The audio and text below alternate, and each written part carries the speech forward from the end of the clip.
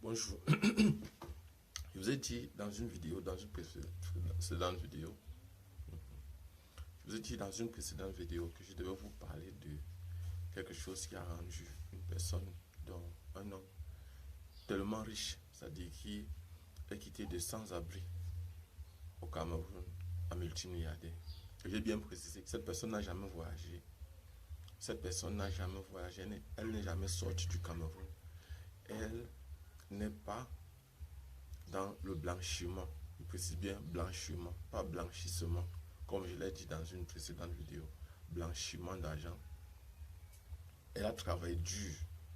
Elle est sautée, quittée d'entreprise en entreprise jusqu'à obtenir l'entreprise jusqu'à obtenir les secrets d'une véritable entreprise, le secret du marketing et d'une véritable entreprise. Et je vais vous parler d'une partie de son histoire aujourd'hui dans cette vidéo. Donc, je voudrais déjà dire, pour ceux qui ne me connaissent pas, je suis Job Kamdem du groupe de répétition Nabla à Yaoundé au Cameroun. En 2024, nous allons faire le 4e anniversaire. Donc, notre 20e anniversaire plutôt, dans les répétitions universitaires. Et je voudrais préciser que je vous ai dit dans une précédente vidéo que je devais vous parler aujourd'hui. Vous parlez dans les prochaines vidéos d'un phénomène, c'est-à-dire de l'arnaque, des tricheurs, de ceux qui réussissaient à s'en sortir dans le système modulaire. Je vous ai expliqué dans cette précédente vidéo que au niveau de l'université Yaoundé 1, lorsque je suis arrivé à l'université, lorsque mon ami était à l'université, alors à l'université de Yaoundé 1, il y avait ce qu'on appelle le système modulaire. J'ai essayé d'expliquer. Je vous ai dit, les modules, c'était un groupe soit de 2, 3, 4, 5 unités d'enseignement, unité de valeur. On parle d'unité de valeur.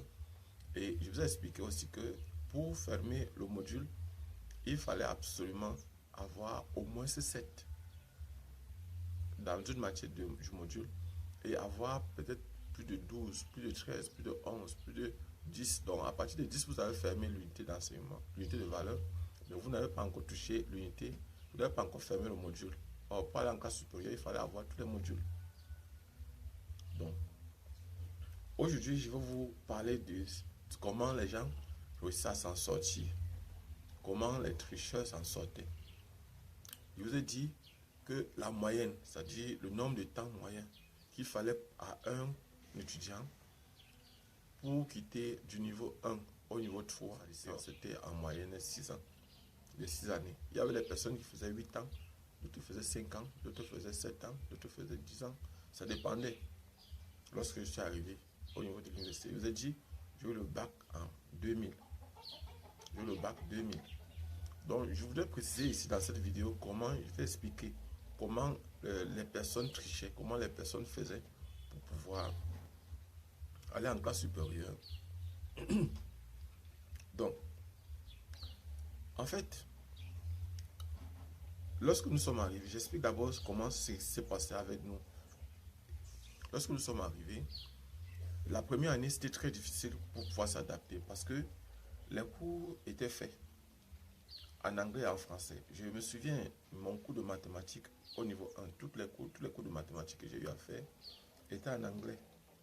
Et j'avais des difficultés à pouvoir faire le cours en anglais parce que, vous savez, les mots en anglais, nous n'étions pas habitués, on n'était pas habitués à utiliser ces mots-là. Nous n'avons jamais fait, par exemple, la mathématique en anglais ou la physique en anglais au secondaire, au lycée. On nous donnait simplement l'anglais où on passe, donc on conjugue les verbes, on montre comment on utilise les phrases, tout ça. Mais on n'avait jamais, par exemple, expliqué la mathématique en anglais. Or, au niveau de l'université, il fallait absolument faire les mathématiques en anglais, les physiques en anglais, la chimie en anglais. Donc, les matières qu'on nous donnait là-bas, c'était beaucoup plus en anglais, parce que les meilleurs enseignants, c'était les enseignants qui donnaient le cours en anglais. Mais le problème, c'est qu'il fallait avoir compris ce cours pour savoir qu'il est meilleur. Et nous avions toutes les difficultés possibles pour pouvoir comprendre ces cours-là. Et c'est donc comme ça que, à un moment donné même, je me souviens, la première année, j'ai failli démissionner parce que j'étais dit à la gare routière, je rentrais. Et j'étais en train de quitter de la ville, je voulais abandonner carrément l'université parce que j'avais eu toutes les difficultés pour raconter mon histoire à part. Je suis actuellement dans l'histoire de mon ami qui est quitté de sans-abri à multimilliardaire au niveau du Cameroun. Donc, je nous étions donc au niveau 1, j'étais au niveau 1 en filière chimie. Et on avait des difficultés, des sérieuses difficultés à pouvoir suivre les cours en anglais. Et on suivait les cours, il y avait des professeurs qui donnaient le cours en anglais, certains expliquaient en français, mais on copiait en anglais parce qu'ils écrivaient au tableau en anglais. Bon, ça m'a, franchement, aujourd'hui, ça m'a beaucoup aidé. Parce qu'aujourd'hui, il y a des moments où moi-même j'explique le cours aux étudiants en anglais. C'est-à-dire, par exemple, lorsque je suis dans ma salle, par exemple, de cours, les étudiants anglophones, les étudiants francophones, je suis parfois obligé de leur expliquer certaines parties en anglais. Bon, c'est vrai que peut-être mon anglais n'est pas puissant, aussi performant, aussi percutant qu'ils le souhaitaient, mais ça permet qu'ils comprennent ce que je veux leur expliquer. Ils comprennent quand même mon cours. Et je pense que c'est quelque chose de très positif pour moi et pour eux aussi. Donc, j'étais en train de dire que voilà, donc nous sommes au niveau de l'université. Les professeurs donnent les cours en même temps en français, certains donnent en français, d'autres donnent en anglais. Notre difficulté, c'est d'abord la langue. Et puis maintenant, lorsqu'on compose, déjà, certains enseignants, bon, vous allez m'excuser si je parle de ça comme ça, parce qu'il y avait les enseignants Dieu. Qu'est-ce qu'un enseignant Dieu? Un enseignant Dieu, c'est celui qui estime que toute la connaissance vient de lui. C'est-à-dire, il est le maître et les autres sont des apprentis. Et étant maître, donc, lui, il détient toute la connaissance, il détient le secret de la connaissance. Et il ne veut partager cette connaissance-là avec personne.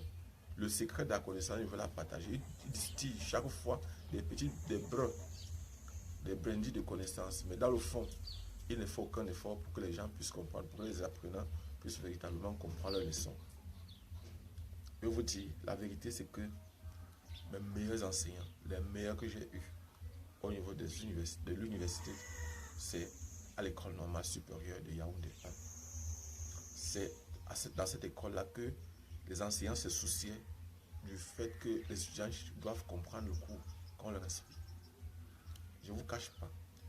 J'ai eu peut-être des personnes qui pensent, je vous ai raconté ça dans l'une de mes vidéos, un de mes enseignants qui me prenait comme son rival parce qu'il semblerait que peut-être j'avais pitiné sa queue, c'est-à-dire j'avais causé peut-être simplement avec une étudiante que lui calculait bien avec laquelle il sortait déjà depuis de longues dates. Donc, revenons au sujet.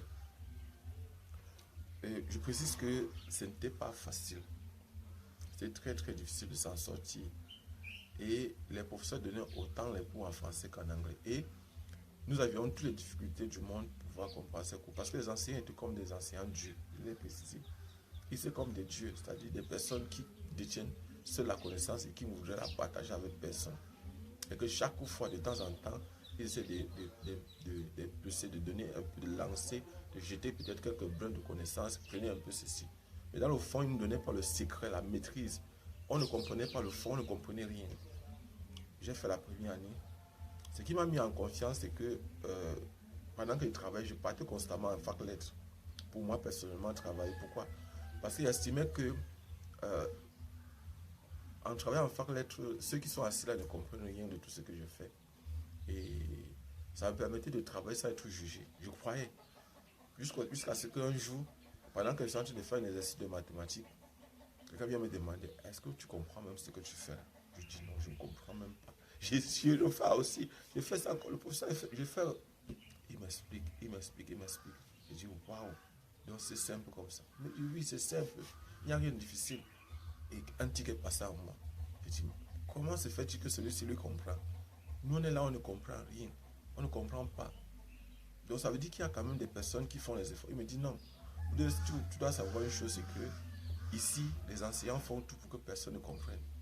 Parce qu'ils sont fiers. Vous voyez, par exemple, et à cette période-là, il y avait des enseignants, des professeurs de physique, professeurs de chimie, professeurs de mathématiques, que lorsqu'on affichait les notes au babillard, ils passaient constamment nous dire, regardez, par exemple, regardez les notes que vous avez eues. Il y a eu 3 validés sur 1000 personnes. 3 personnes qui ont validé sur 1000. Ils étaient fiers de dire cela. Et cette personne je ne la connaissais pas, cette personne qui m'aidait comme ça. Et ça m'a donné un tic en moi que, mais pourquoi est-ce qu'on ne peut pas aussi faire quelque chose comme ça pour aider les autres? Pourquoi est-ce que si par exemple déjà, cette personne m'aide comme ça de façon gratuite, je ne la connais même pas. Et elle m'aide à avoir cette connaissance-là. Comment est-ce que moi je ne peux pas faire aussi ça pour les autres? Mais il ne s'agit pas de ça aujourd'hui. Je vous ai dit, ce n'est pas mon histoire qu'il doit raconter. C'est l'histoire de mon ami. Revenons donc à ce qu'on a prévu pour cette vidéo. On revient au sujet. Comment les gens trichaient au niveau de l'université?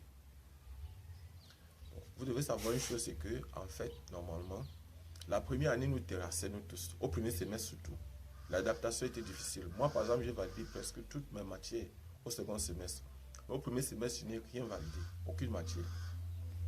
Donc, et c'était presque le même problème que nous tous avions. C'est-à-dire tous les étudiants qui étaient en première année chimie, les nouveaux, avaient. Donc maintenant au second semestre, on comprenait mieux, on avait déjà un peu compris le système, on s'en sortait mieux. Et maintenant, on validait donc toutes les matières du second semestre. Mais le truc, c'est que l'année qui venait, au premier semestre, ceux qui trichaient, donc, ceux qui étaient intelligents, ceux qui savaient dans la ruse de l'université, faisaient comment? Eux, ils partaient au niveau 2. Au lieu de rester au niveau 1, valider les matières du premier semestre, ils partent au niveau 2. Ils font les contrôles continus du niveau 2 au premier semestre. Ils font les contrôles continus, tous les contrôles continus. Ils valident leur matière, les contrôles continus du niveau 1 aussi. Ils font tout ça, ils composent plutôt au niveau 1 en session normale. Maintenant, comme le rattrapage se faisait en septembre, parce que la fin du premier semestre, l'année était déjà en 2. Il y avait le premier semestre, le second semestre. Et au premier semestre, dans ces étudiants-là, qui reprenaient comme nous, pendant que nous, on reprenait uniquement le niveau 1 pour valider les matières du premier semestre, eux, ils partaient au niveau 2, suivre les cours. Et maintenant, lorsqu'on composait les sessions au niveau 1, ils venaient composer. Quand on se composait les sessions au niveau 2, ils composaient. Et après ça, ils partaient donc, ils laissaient les matières de deuxième année pour le rattrapage. Et maintenant, au premier semestre, ils se concentraient sur la première année. Ils validaient donc les matières du premier année. Et après ça, au rattrapage, ils partaient donc composer en deuxième année. Ils composaient au rattrapage en deuxième année. Au second semestre, ils faisaient véritablement. Et vous voyez, quand ils validaient leur matière, donc lorsqu'ils validaient toute leur matière du premier semestre, donc du niveau 1, qu'est-ce qu'ils racontent même? Au niveau 1, quand ils reprenaient, au premier semestre, ils composaient au niveau 1, les matières du premier semestre du niveau 1 et les matières du premier semestre du niveau 2. Et très souvent, ils validaient leur matière du premier semestre du niveau 2 et du niveau 1. Et au second semestre, ils étaient déjà pleinement au niveau 2. Voilà ce qu'ils faisaient. Et parfois, au rattrapage, ils partaient donc récupérer toutes les matières qu'ils ont laissées au niveau 1 et au niveau 2. Donc, et comme ça, ils avaient gagné une année. Au niveau 2 maintenant, ils avaient fini. Dans la deuxième année, ils avaient fini vraiment avec leur niveau 2. Et la troisième année, ils étaient au niveau 3. Pendant ce temps, nous, on partait donc au niveau 2. On reprenait le niveau 1. Et après ça, on partait au niveau 2. Pendant qu'eux, ils étaient en train de faire la licence. Je ne sais pas si j'ai bien expliqué. Donc, voilà par exemple comment les gens faisaient pour tricher. Et vous voyez par exemple, c'est ce qui faisait que des personnes faisaient en 2 classes, c'est-à-dire en un temps record, en 2 ans, 2 classes. Alors que nous, par exemple, en 2 ans, on faisait une seule classe, un seul niveau, le niveau 1. Donc, franchement, je voudrais dire, au niveau des universités, c'est comme si les enseignants s'arrangeaient à ce qu'un nombre très restreint de personnes puissent valider, puissent quitter de la classe inférieure pour la classe supérieure. Les conditions étaient difficiles, c'était rude, très rude même. Mais ceux qui s'en sortaient, c'était ceux qui trichaient. Donc quand il dit tricher, c'est ceux qui ne respectaient pas le règlement. Mais c'était une faille. Ils étaient intelligents, ils étaient sages, ils profitaient de cette faille qui était là. En fait, c'est comme ça. Normalement, dans un système, il faut être intelligent et il faut profiter des failles qui existent. Il faut profiter des failles qui sont disponibles pour pouvoir avancer. Et ces personnes-là profitaient de ces failles et ça leur permettait d'avancer. Donc, je voudrais ici préciser que aujourd'hui, beaucoup d'entre eux, beaucoup de ces camarades sont docteurs. Certains sont professeurs dans les universités. Mais dans le fond, est-ce qu'ils ont compris quoi que ce soit? La majorité ne comprenait rien. Et c'est donc la raison pour laquelle nous avions décidé de pouvoir les aider, de pouvoir aider aussi les autres qui étaient en difficulté. Parce que moi, j'estime que le vrai développement vient de la compréhension compréhension du cours, c'est la maîtrise des parties de la mathématique, des parties de la physique, des parties de la chimie, des parties de la biochimie, des parties de l'informatique, des parties des matières qu'on nous apprend. Ça vient de ça.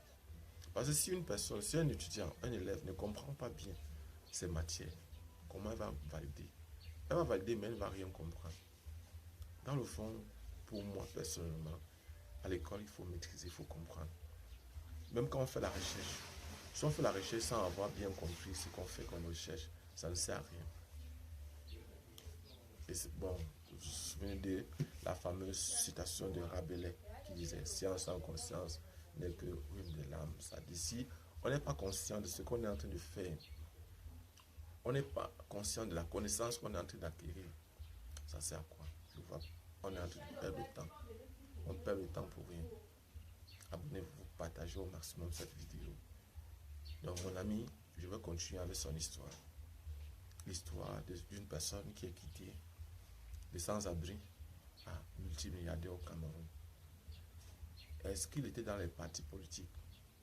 Est-ce qu'il est entré dans les partis pour pouvoir avoir les financements facilement? Est-ce qu'il avait son réseau? Est-ce qu'il est entré dans les loges? Est-ce qu'il est entré dans les groupes de personnes qui sont favorisées? Est-ce qu'il avait peut-être été avec les enfants des ministres ou avec peut-être une relation particulière avec les enfants du président de la République? Ou encore, est-ce que par exemple, comment lui l'a fait dans un Cameroun difficile, dans un Cameroun où les gens ne s'en sortent pas? Comment il a fait pour s'en sortir? Comment il a fait pour devenir multimilliardaire dans un pays où il est difficile d'avoir des financements? Est-ce qu'il a compris la faille du système? Est-ce qu'il a compris comment les choses fonctionnent? Est-ce qu'il a profité simplement des failles? C'est ce qu'on va voir dans une prochaine vidéo. Donc, je vais vous expliquer clairement comment il a fait. Quelles sont les failles qu'il a dû utiliser? Quelles sont les relations qu'il a dû utiliser? Comment il a pu faire au niveau d'un pays où il est difficile de s'en sortir? Comment il a pu s'en sortir? Comment il a pu croire en lui jusqu'à devenir multimilliardaire aujourd'hui? On verra ça dans une prochaine vidéo. Abonnez-vous et partagez au maximum possible cette vidéo. Je l'ai fait, cette vidéo, parce que j'estime que je pense que ça peut aider. Ça peut aider à renforcer votre croyance en vous. Et vous devez savoir, une seule personne pour vous réussir, c'est d'abord vous-même. Investissez sur vous. La seule personne qui peut vous amener à échouer, c'est vous. Je dis souvent à mes étudiants, je leur dis souvent, j'ai plus peur d'une personne dans ce monde, dans cette existence. J'ai peur d'une personne. Une personne qui me crée des frayeurs, des frayeurs froides. C'est moi-même. Je suis mon propre danger. Et s'il me comprend, je serai le meilleur. Je dois apprendre à lire, je dois apprendre à savoir comment faire pour pouvoir évoluer, comment faire pour pouvoir réussir. Abonnez-vous, partagez au maximum possible cette vidéo. Je suis Job Kamdem, je fais de reproduction Nabla à Yaoundé au Cameroun. Merci.